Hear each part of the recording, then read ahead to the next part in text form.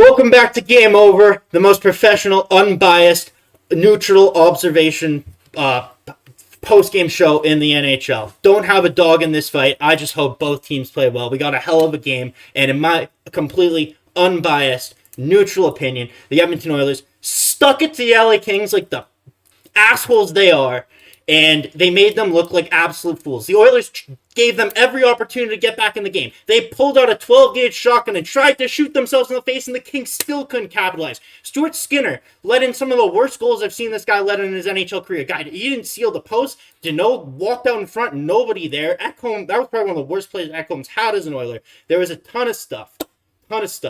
Absolutely classy. That's what we are here. We're all class. We aren't like those other fans who just shit on teams. I tell it like it is. Just like it is, like how I see it. And that's, that's how it's supposed to be. And, Michael Jordan said that it's easy to trash talk when you're winning. But the real trash talk was when you're losing. And I didn't hold back. Last post-game show, I was going, and I was cooked. Every single LA Kings season ticket holder was going at me nonstop. Did not hold back. I'm not welcome in Southern California. But, come back, show them that I'm not biased. So happy to be joined by my colleague Liz. So gracious. So it's, midnight where she is. So happy she stuck it out. So happy she's joining the show for me. We're going to get into that entire game and everything that happened, what's going on in the series. The Oilers, they tried to blow it. They sure tried. But, it's like a bet. They don't always go your way, but this one did. But, there's going to be a ton more action. And if you want to get in on the action, make your bet with Sports Interaction. Every hit, every shot, every goal. From all your favorite teams and players. With competitive odds, the best live and play, and more ways than ever to get into the game. Like Minute Madness, our exclusive game with so many opportunities to win by the minute. Download the app in Ontario. Use the QR code you see at the bottom of the screen. Or head to sportsinteraction.com/SDPN to get started. 19 plus, please play responsibly. All right, Liz, as a fellow neutral observer, what did you think of that game? I thought it was a very neutral game. Lots of neutrality going on out there. Absolutely.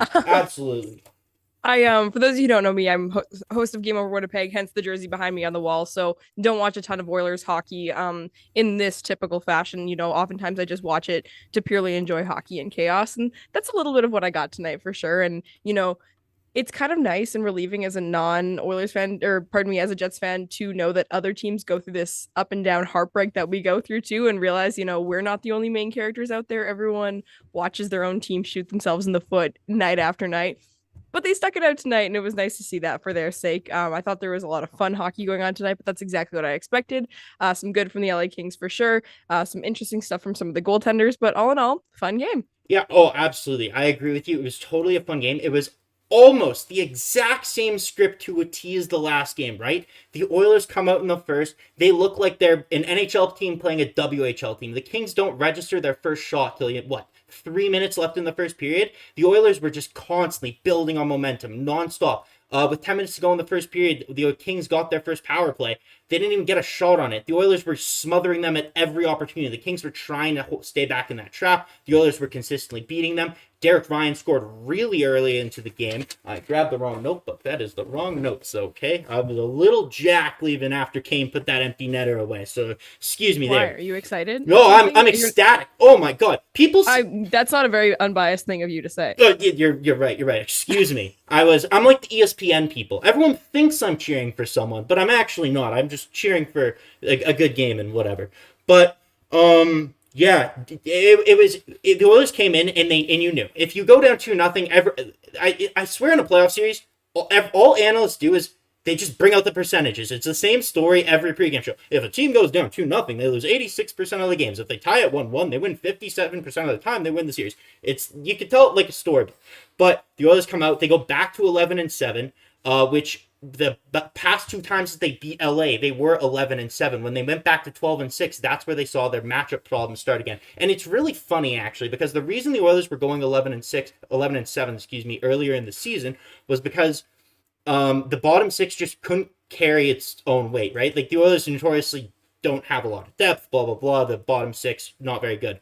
But kind of in the last 42 games of the season, the bottom six took off. They were a plus goals for with McDavid and Draisaitl off the ice, right? They were consistently a net positive. So to go in the playoff series, you're like, okay, if they go 12-6, it should be a positive, even though the Kings do have a really strong bottom six. Obviously, they come out, they lose the first game, 2-9 in overtime in the Connor McDavid era in the playoffs. Makes no sense to me, but whatever.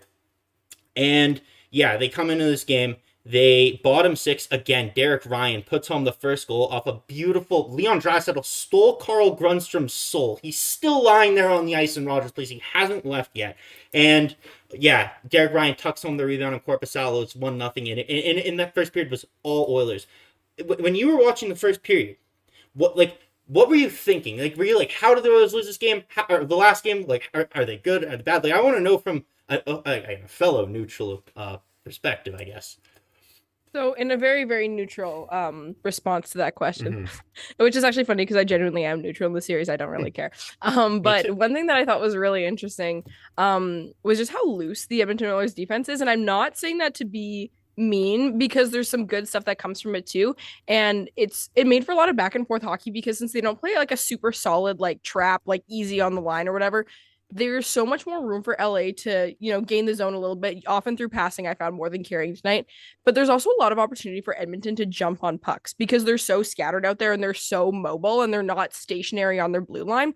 So that made, in the first period, that was what I noticed. It kind of continued throughout the game, but that was a huge change of pace for me from what I'm used to watching because there were so many breaks that came from that and they didn't always transpire into anything in particular, but there was a lot of rushing back and forth up the ice because of that. And someone like Leon Draisaitl is someone that capitalizes like that on crazy. And like you said, he was a man on a mission tonight. And so he was someone I noticed early on in that first period.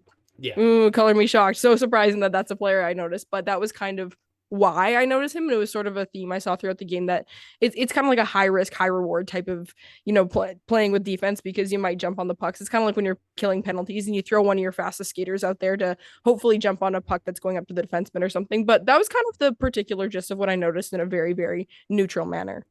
No, yeah, Leon tonight. Like, playoff Leon Draisaitl has the second highest points per game of all time out of any player. Well, only Wayne Gretzky has more points per game in the playoffs, who played more than 60 games. Leon Draisaitl has more points per game in the playoffs than Mario Lemieux. Like, Leon Draisaitl, it's so funny because back in December, back in January, if you would have looked in our game over chats, all it was is, what's wrong with Leon? Leon's hurt. Leon doesn't backcheck. He doesn't forecheck. He doesn't care. He's lazy. And I genuinely believe that, I think it's safe to assume that Leon just doesn't care in the regular season anymore. Like, you can just tell he coasts, he skates, he does what he has to do. He doesn't do any more than he has to do. If it's a Tuesday against a game against Columbus in January, you aren't going to catch him on the forecheck. No chance. But when the playoffs start, I've never seen a player be able to flip the switch and just turn into the best player in the NHL. Because one of the consistent themes, at least I've seen from Oilers fans on Twitter, is they're saying, like,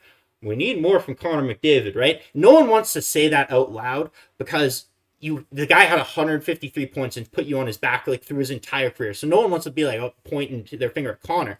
But through 2 games, Connor has 1 power play assist. That's about it. So Connor's something we can obviously talk about more. But to see Leon Draisaitl on the second line center of this team take guys like Yamamoto, take guys like Kane, who Kane has through 2 games also been a little bit of a weakness for the Oilers' perspective, right? He's not an effective passer. He's really not effective defensively. Why Jay Woodcroft is using him on the penalty kill at all, I do not understand. I'm getting heart palpitations when I watch it. Between him and Cody Ceci, 5-on-4, oh my god. There was I think the Kings' second power play, the Oilers were so lucky that Ceci didn't get beat wide because I think Arvidsson beat him clean and I think it was past the campaign, he just missed the shot.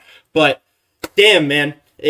I'm just so hyped. Again, this is one of those things, and I want to say, it's so funny looking at chat. We got MGD, Mikinator, Darkfighters, Wise Kyle, Daniel Kim. All the regulars are back. All the regulars. Not like last game. Not like all the people climbed out of the woodwork, peeked through the smog out of Southern California, and started typing in the chat angrily. Not a Kings fan to be seen right now. It's so nice. It's so quiet. Again, it's easy to trash talk when you're winning, but when you're losing, they're nowhere to be seen. Nowhere to be seen. So we'll see what they say in the comments because I brought my anti-bias today. I'm just telling them like this, though, as a better team. Again, whatsoever. But one thing I saw MGD point out in chat earlier was there were 72 people watching. We only got 23 likes. The Oilers won 4-2 today. Let's make the like goal 142. It's playoffs, so I know we can hit that. No problem. We were at like 120 last game. So you guys be smash that like button.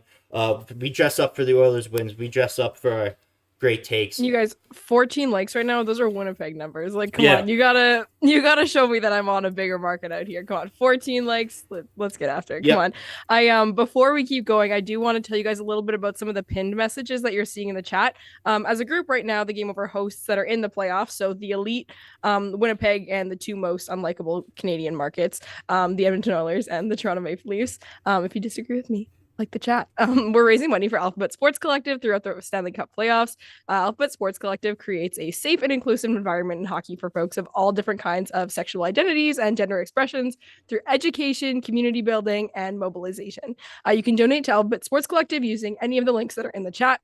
Pardon me, from SDPN. So we're raising money through the playoffs.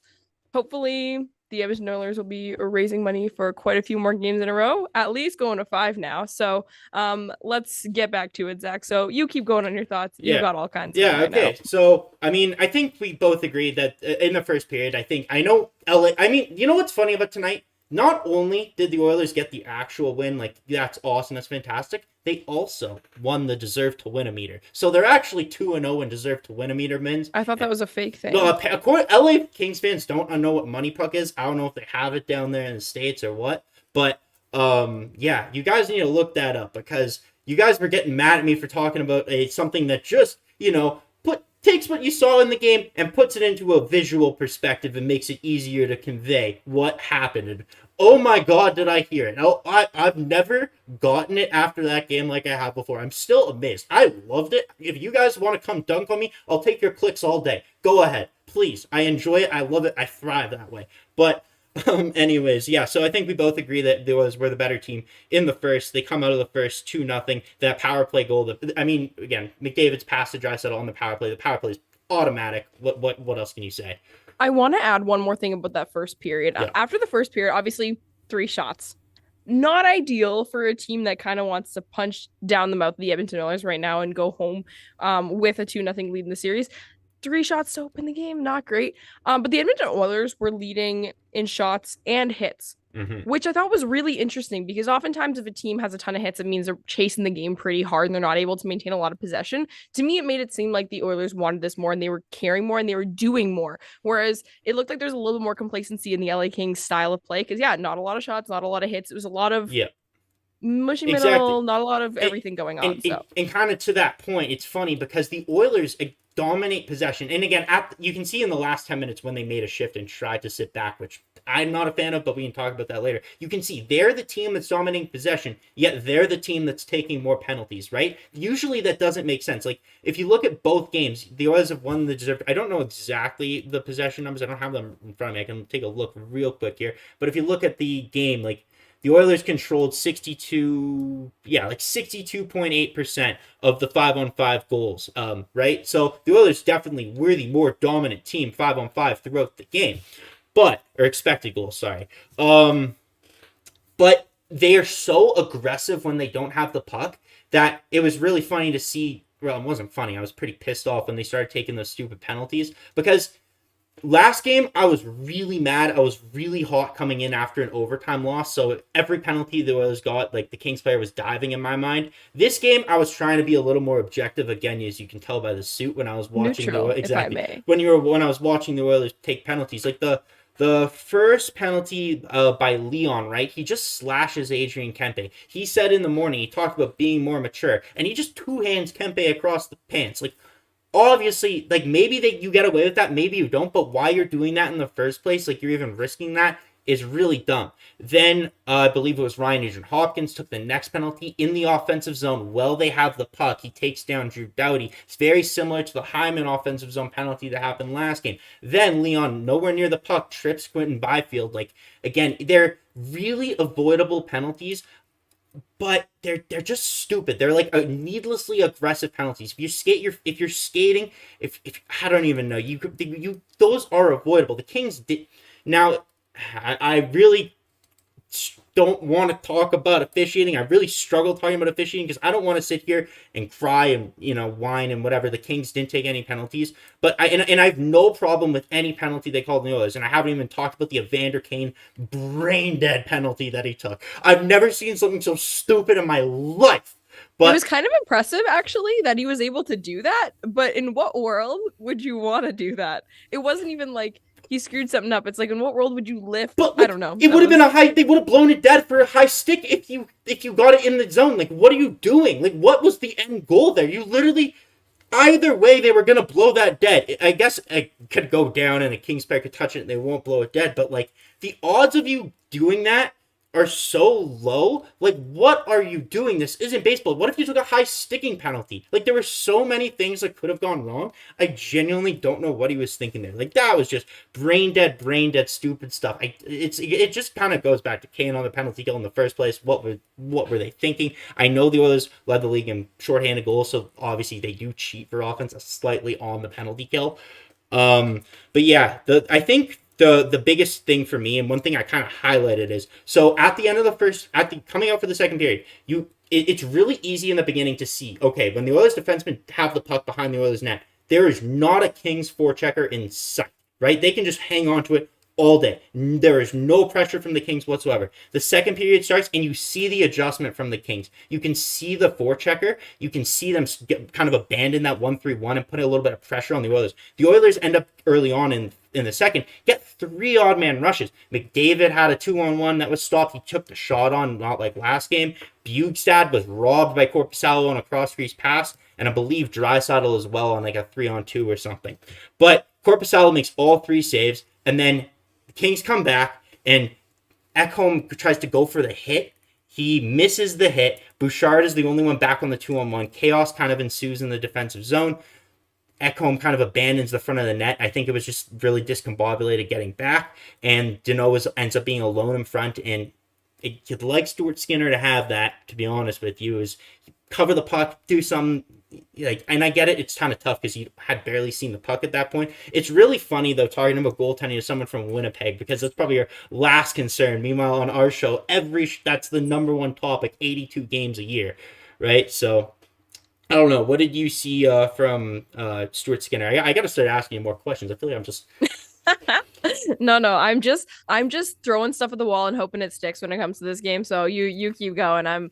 I watch hockey, good hockey, but it's a little bit different when it's not the team that you follow for 82 plus games, and it's like all of the little intricacies and all that good stuff. But no, when it comes to goaltending, for sure, I thought Korpisalo looked good. I know that's not what you're asking me, but there were a couple moments where I was like, "Oh God!" Well, and he managed to hang them in there, which was really great. Like, there were a couple times when there were pucks jamming around in front. I was like, "There's no way that's not going in," and it didn't go in. So, like, congrats to that guy. Because I don't have a lot of faith in Korpisalo either. Columbus is my second favorite team in the NHL, so I've watched a lot of Korpisalo, and between him and Merzlikins, is like, you don't always get the best goaltending over there on that team, so I was a little bit hesitant on that trade for LA. I wasn't sure if it was going to work out for them. I thought it was an upgrade on Quick. And I thought it was stupid as shit. I hate Gavrikov. I didn't want him. When the Oilers were talking about getting him, I was like praying to God that someone else would step up and be more stupid than Holland. And again, I owe Ken Holland a formal apology because Ekholm's been fantastic. For having the best trade deadline of any team in the NHL this year.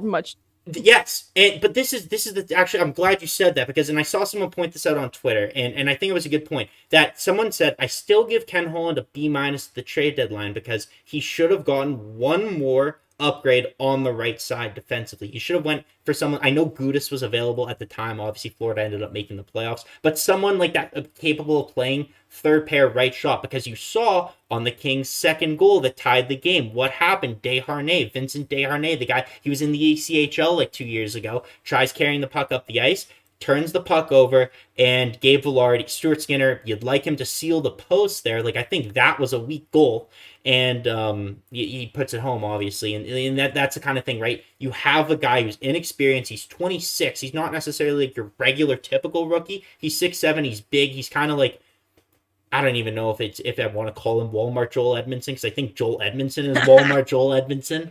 So true. So except for the time you wore a crop top. Exactly. You got to respect the crop top. Ezekiel Elliott and Joel Edmondson. Those are the two crop top kings. But Yeah, that's the thing. Desharnais kind of bit him in the ass on that play specifically, and I know last game there was an issue with Desharnais as well. He played over 20 minutes last game, and there was another defensive lapse. So yeah, that's kind of where I'm going with that. You know what I mean? Like you'd like something a little bit more solid, but at the end of the day, it doesn't matter because the Oilers ended up winning this game, and now they go off to LA, where the Oilers are a better road team actually this year than they are a home team. They struggled for a significant portion of the year at Rogers Place, so that's good to see. But yeah, no, that definitely, like, every time this series the Oilers have let the Kings, or have been playing the Kings, and the Kings have gained some momentum, it is full stop the Edmonton Oilers' fault. Like, I don't think the Kings have earned any of their. Okay, I shouldn't say that.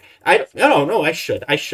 Completely unbiased. I don't think. Is it neutral? Yes. If it's neutral, proceed. Exactly. Proceed. Thank you. Just like the ESPN broadcasters, tell it like it is. I don't think the Kings have earned any of the best. I think the Oilers have gone on their knees and handed them to them on a silver platter. Everything that they've done, like the stupid penalties, right? Avoidable. The stupid passes, the decision making in the defensive zone. I think even Woodcroft, to a little bit of an extent, like last game, we saw that sit back and defend and not push and hang back and dump and turn around at the red line, and they're trying to stack the blue line, the Oilers, in the last 10 minutes. And again, I'm not as good at systems as you are, like recognizing that stuff. I lean on a little bit more of hockey man cliches, so just bear with me. But yeah, no, so the Oilers, when the Kings, and it's funny because when the game was tied going in the third, the Kings kind of shifted back into that 1-3-1. And then I'm so all over the place. I keep going back and forth. Sorry, guys. I'm still getting used to playoffs. The chat's loving it, so you just keep doing your thing. We're all big fans here. Yes, exactly. Thank you. Love all you guys. Hit that like button for me. Like I said, 142. That is the goal. When I check back tomorrow, I better see 142 likes. I know it's a little ambitious, but that's what I'm hoping for. We'll see what happens. It's an ambitious day for those of us who are neutral and very professional. And again, you're getting goals. You get a goal from Draisaitl on the power play. You get a goal from Derek Ryan. And then when it's 2-2, I don't think it was a stretch to say that during the second intermission, the season was on the line. You do not want to be going back to LA down 2-0. And I was thinking to myself, listen, if they're going to get letting goals like the Velarde goal, and if they're going to hand the game to LA the way they did, they don't deserve to go any further than the LA Kings in the playoffs, right? Like, they were playing like a team that deserves to be out early. They were making horrible mistakes, and they seemed almost nervous, which they shouldn't be. But that's what it seemed like to me, because they went far last year, and these were plays that they were not making in, like, the Flame series, for example. But again, it wasn't Connor McDavid. It wasn't Leon Draisaitl. It was the guy who, I think, if Mattias Janmark is healthy and they ended up going 11-7, it would have been out of the lineup. Klim Kostin, after hitting a post in the first period, probably dented the post. That shot was so hard. He comes down the wing, pulls it back, uses Sean Durzi as a screen, scores on Korpisalo. Kind of a weak goal. It was funny because Korpisalo has actually been really good. And I know by the way, what weird favorite teams to pick. No, it's because I'm a pure Luc Dubois fan, Zach. I'm not joking. It's because that's where he was first, and I was a fan of that player before he came to Winnipeg. No, but it was a week. I feel like, I don't know how well he saw that. I feel like Durzi was like exactly in front of him on that. But I think I want to go back to something you said earlier, because you are 100% right. When a team is as good as the Oilers are whatever the grammatically correct way is to address a hockey team, it's impossible to be full on beat by another hockey team playing their best, because if the Oilers were playing their best, they wouldn't be beat. And so it's fully on them for most of their losses / bad plays that have come throughout the course of this last run that they've had with this team as they are right now. You know, after the trade deadline, it's a very different team than we saw in September and October. But it's entirely in their heads. And you said in that second intermission, the season was entirely on the line. And I fully believe that, the same way that, you know, there are a couple other series right now where if certain games go certain ways, the series is entirely on the line. If Winnipeg wins in Vegas tomorrow, they're done. I'm sorry. Like, it's just not happening for Vegas. And it's the same thing with a couple other places. So it's just going to be really interesting to see if they can manage all this pressure and like this whole Connor McDavid thing. Like, and you keep towing around the subject, and I know everyone in the chat, half of them want to bring it up, half of them are like, but it's Connor McDavid and he's the best player in the NHL and he's still playing like the best player in the NHL and you can't always attribute everything to Scorchy. Like, I get it. But the pressure's on for him, and I know he's feeling it, and that's why it's turning out the way it is right now. Well, it's a really tough subject, because if you just single in and watch McDavid, like, he had a couple rushes, and where he got the shot off, and it looked really dangerous. Like Korpisalo, I thought, made a number of really good saves on Connor McDavid. But the fact is, when you're Connor McDavid and you're the highest paid player in the NHL and you're the best player in the NHL and you had 153 points for this season, the expectations are going to be sky high for you, right? The Oilers go, like, it's awesome to see Leon Draisaitl put up these historic numbers, and it's awesome to see the bottom six contributing. But at the end of the day, and I said this last show, the Oilers go as Connor McDavid goes. If McDavid is good, and I know it's weird to sit here and say, oh, we expect 2 points a game from a player, because that sounds outlandish. But it's been like that for my entire life. My entire life watching Connor McDavid. It's just been, you expect him to put up those otherworldly numbers. So when you're watching and he's not doing it, it almost feels like something's off. And I don't think he's injured. I think the Kings have done a really good job shutting him down. I think they've done a really good job limiting his chances. Philip Deneau specifically, how McDavid's only drawn 2 penalties is beyond me. Tonight doesn't draw a penalty. Little suspect to me. There was a number of times, there's even Foegele, twice Fogel's been interfered with, and it's directly led to a goal.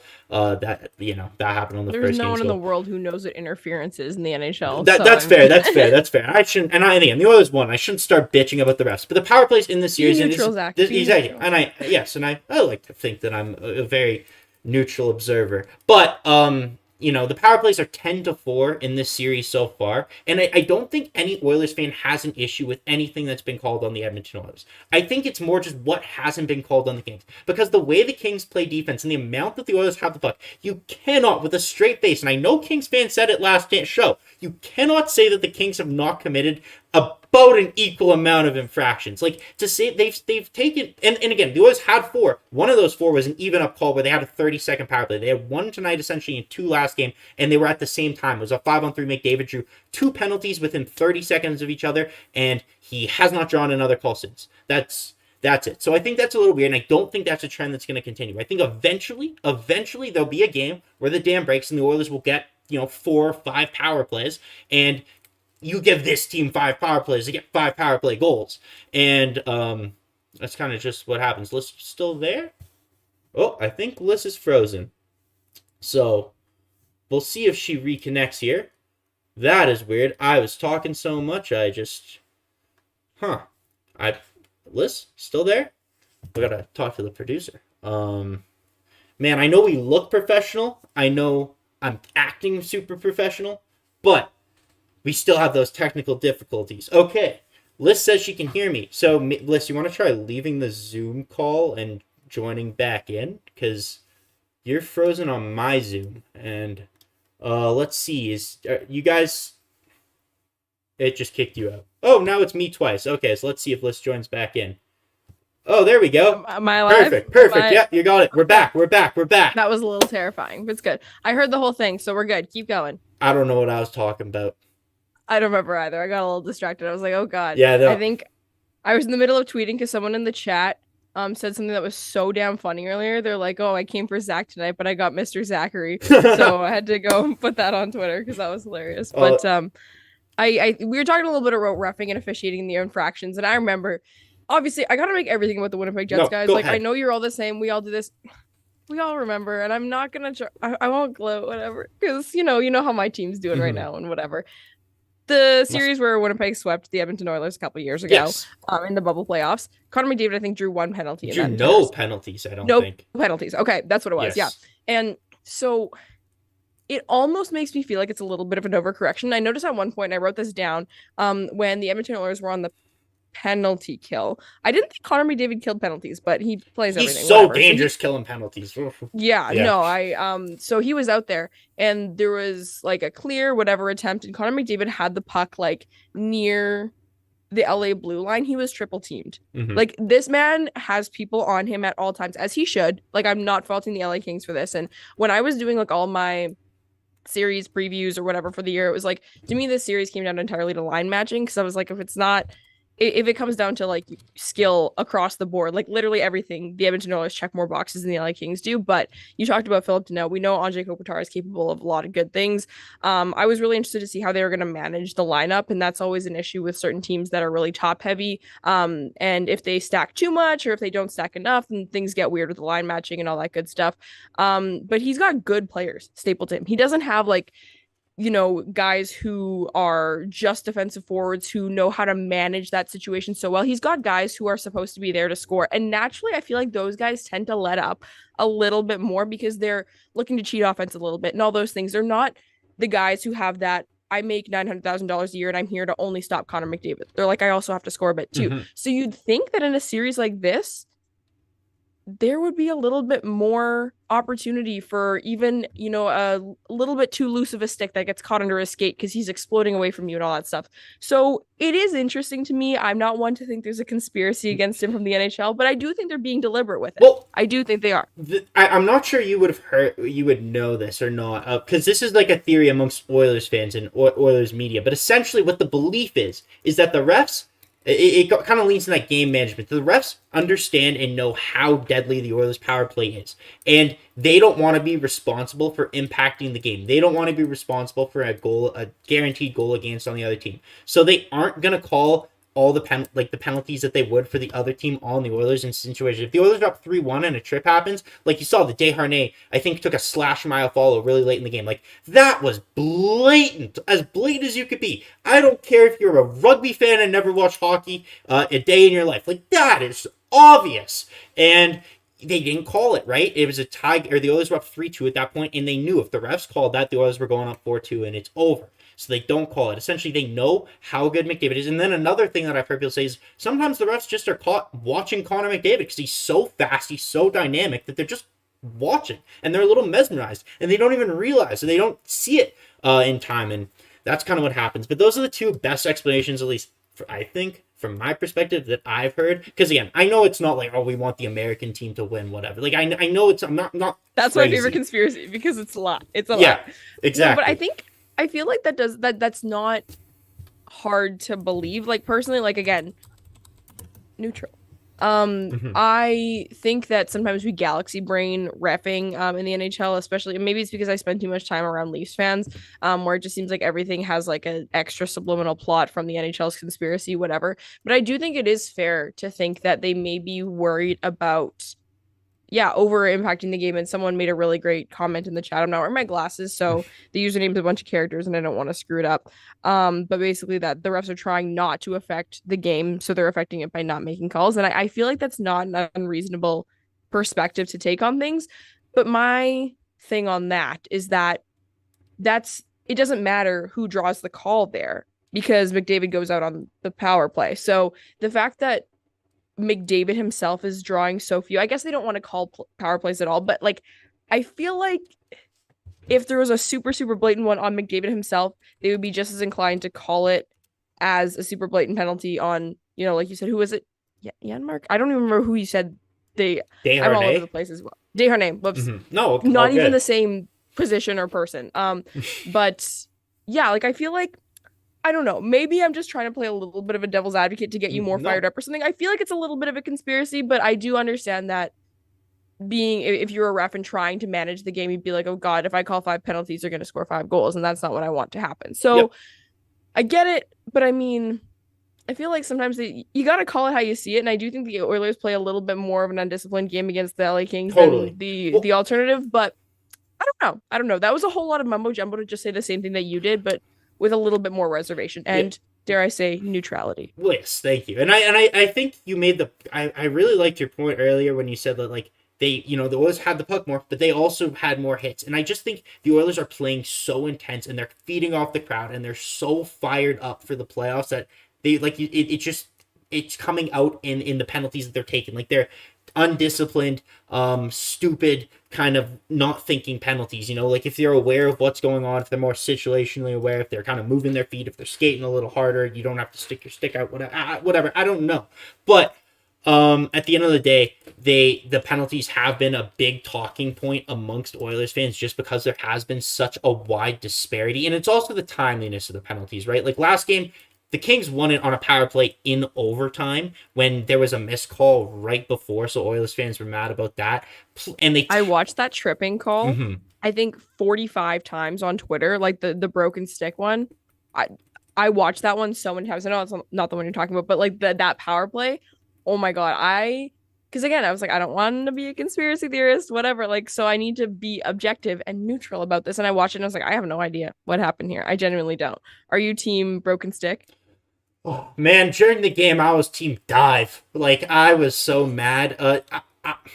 He had the momentum. He's falling down. I think that's something. If that's Connor McDavid, I'm red in the face. I'm screaming. I think that's the best way to put it. I'm super mad. I understand it. I don't like it in overtime though, because when I think of playoff hockey in overtime, I also think back to that Winnipeg Jets Edmonton Oilers playoff series in the bubble. And because a ton of those games went to overtime, and I believe it was that triple overtime game when Leon Draisaitl was standing on the wall and Josh Morrissey.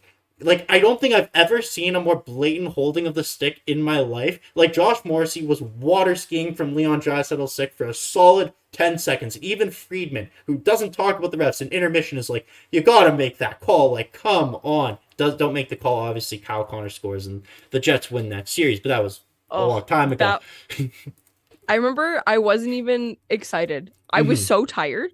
I was so exhausted. Listen, it's like, do you want to know what's crazy? I remember being so sad. I was disappointed. The Oilers roster sucked at the time too. Like, they were a lot better now than they were then. But I remember looking at the score sheet and seeing that Darnell Nurse played 65 minutes, and then went home and had a child. And I was just so impressed with him. Like, this is gonna sound so nerdy. I went on CoolHockey.com. I bought a Darnell Nurse jersey. Right after that's that, cute. Right that's after nice. right after that game, after he had his kid, I was like, wow. It was so inspirational, man. I don't even care if they lost. Like, what Darnell Nurse did tonight was something, because they were only playing 4 defensemen in triple overtime.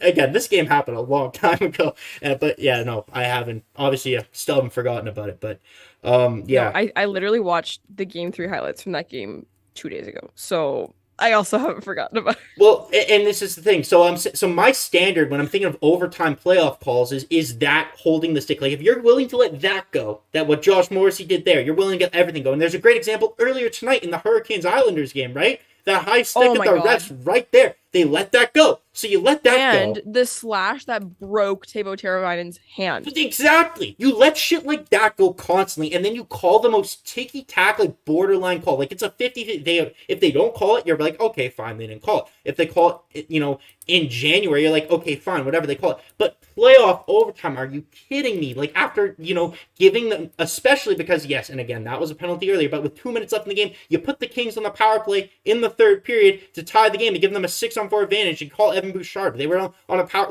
Had a 2-man advantage for the whole last 2 minutes, and they just kept getting every benefit of the doubt call. And again, they are the right calls, but just the way that the NHL works, it doesn't feel like the standards being upheld, and that's what's probably the most frustrating part from my perspective. Again, that game's in the past. This game's in the past. The series is 1-1. Going back to LA, anything can happen. This is the exact same script. Now, the game was a lot tighter. Last year, the Oilers won 6-0 in Game 2 to tie the series.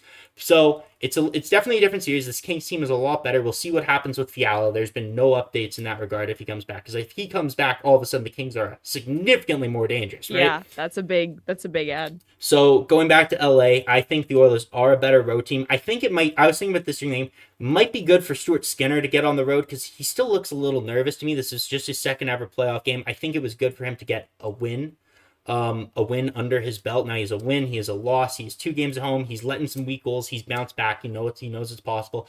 I wonder if the lack of shots early in the game played a factor, because he, again, 3 shots in the first period, you're pretty much standing there the whole time, right? Goalies don't like that. Exactly. So we'll see what happens in LA. I have faith, but they need an extra save. Like, in the regular season, when the Oilers played the Kings, Kempe had a breakaway, and Kempe made a disgusting move, and Stuart Skinner made the save of his career, robbing him with the glove. And, like, that's the type of goaltending, if the Oilers do want to go far, that they're going to need at certain points from Stuart Skinner. So we'll see. I'm stressed. I definitely disassociated a little bit more today because I'm able, again, I know it's still a little bit all over the place, but I was able to recall definitely a lot more than I was last game. I've never been more devastated doing a broadcast. Like, oh my God, if it wasn't for Rob and I had to run OBS, like I would have been in tears. Whoever my guest would have been Audie would have been upside down. Like it was a genuine mess. So, yeah, I'm thankful, obviously, for you coming on. We'll see what happens, but yeah. Any last words? Anything what do you think happens when the Oilers go to LA? Even if I don't know if you want to make a prediction or not. Well, I will always make a prediction. I found my beginning of the season standings predictions the other day. They were so egregiously off that I'm full in on the predictions. My bracket's already ruined. We'll just go for it. The Oilers are too good. I'm sorry, and if my family's listening, close your eyes, shut your ears, because we don't like the Oilers in this household. But the Oilers are too good, and like you said, they're a good road team. And I think having, like, we talk about adversity and all those kinds of several losses is adversity, but there's no hope in that. And the Oilers have, I think, a great amount of adversity and hope that they can build on in a good capacity. Obviously, so do the LA Kings. You can't, take that away or anything. But the Oilers have the right side of it. They lost the first game. They used that. They won this game. There are points to take away. It wasn't a perfect game. So it's not like they're going to become complacent and just sit back. I think they're in a good position and they're well positioned to do well in LA. I don't know. I still predict the Oilers to win this series quite handily. I think that we're gonna see. I think as soon as here's my prediction. I'm just all over the place, just like you are. All good. Connor McDavid scores in the third period of the next game. He doesn't score before that. Stays off the score sheet. Maybe lets in a goal or two beforehand. It's not looking great. He scores a goal, a Connor McDavid like full up the ice rush goal, like the Connor McDavid highlight reel type. I know. And then after that, he scores 7 goals in the rest of the series, and then he's the Conn Smythe winner when they lose in the Stanley Cup final to somebody. I don't know who yet. This is my listen. Prediction. I love that you picked the Oilers to lose the Stanley Cup because way too many people picked them to win the Stanley Cup, and I was not a happy camper when I saw the brackets coming out. My bracket actually has them losing the Western Conference final, if I'm being completely honest with you. I do have the Colorado Avalanche winning the cup because I believe in that team. Except yesterday, they made me a little bit embarrassed of that take. But I think this Oilers team is good as hell, and I think they're going to sweep the Jets in round 2. Yeah. So. I think my bracket I had the Oilers over the Rangers in the cup final. I had an Oilers-Stars conference final, but yeah. I mean, the Stars won today, so we'll see how that goes. But yeah, no, I want to thank everyone again in the chat, and I do see Wisecow saying we beat the Drake curse. When I saw that Drake bet on the Oilers, I was actually so nervous. I saw he bet on Boston and he bet on the Lakers, and every team up until the Oilers played was losing, and I was so nervous. I'm like, oh my God, we're actually fucked. We're screwed. We're done. And obviously not we. Sorry, I'm not on the team. I'm just a neutral observer. No, it's we. It's always we in the playoffs. Exactly. Never take away the we. Exactly. I don't know who Chirp City Media is, but that's weird as shit. Okay, whatever. Anyways, I want to thank Wise, Kyle, Travis, Mickinator, Neil, and again, I'm sorry guys, it wasn't as interactive as the chat as I usually am. Obviously, Liz was nice enough to join me, let me ramble my brains out, so I really appreciate you for coming on, staying up late, watching this game, because I know you're busy with the playoffs in your own right? So I'm sure. So yeah, Liz, where can they find you? Where can they find you? I'm all over the place. I am having a great time covering the most dominant Winnipeg Jets game I've seen in my life yesterday, which was super fun. And I'm on Game Over just like Zach, so you can find me on this same channel on Game Over Winnipeg. For those of you who are familiar with some of the other Game Overs, I got Peter from Game Over Calgary coming on Saturday, which is going to be super fun. And I got a couple other Winnipeg people coming out, which is great. I'm on Twitter at Alyssa Houde, so that's LYSSHOUDE. And you can also find me on TikTok at Game Over Winnipeg, where I talk about all this good kind of stuff. I do a lot of get ready with me while I explain all kinds of different stuff about hockey and, just kind of poke holes at a couple of other fan bases just to kind of get a rise out of them and have a good time. So I'm all over the place, and all over the place is exactly how I want to be, just like you. So we are having a super fun time. We may see each other in the next round. I'm getting a little optimistic. Friends off. It's gonna be like on steroids they're. Because I don't want to, No, I'm really not. I'm so high on the Winnipeg Jets right now because I've been dunking on them for the last 4 years, and they win one game, and all of a sudden I become the biggest homer you've ever seen. So homers I'm on game over? just like that. No, oh my god. Sorry. I'm gonna go be in your comment section next game, and you're going neutral. to hear one. You're gonna Did hear you see about I tried it from to me. wear an orange blazer for this? I No, was like, I got an orange blazer. You're wearing top. orange. I'm wearing blue. It is what it is. We look fantastic. The Oilers look fantastic, even despite, a little bit of waves of ugliness throughout, but whatever. They look fantastic. Obviously, if you want to watch this on Game Over, be there tomorrow. They take on the Golden Knights in Game 2. Also, I gotta end the show, but I love I love Brady's battle with Blake Wheeler on Twitter. Every time Blake Wheeler, it's so funny to me from a neutral perspective, very funny. But from a neutral perspective, my neutral take on Blake Wheeler is that he is old. Oh yeah, Blake Wheeler's something, but yeah, I don't know. Anyways, I want to wish everyone in chat great night. We will see you back here to beat me and Avery on Friday with Game 3. Some guy said that he would skip his daughter's wedding for that collab. So awesome. Great. The chat was awesome tonight. Hit the like button one more time, guys. Stay safe. Have a good night. And that is all from us. Take care. Good night. Play La Bamba, baby. Oh shit.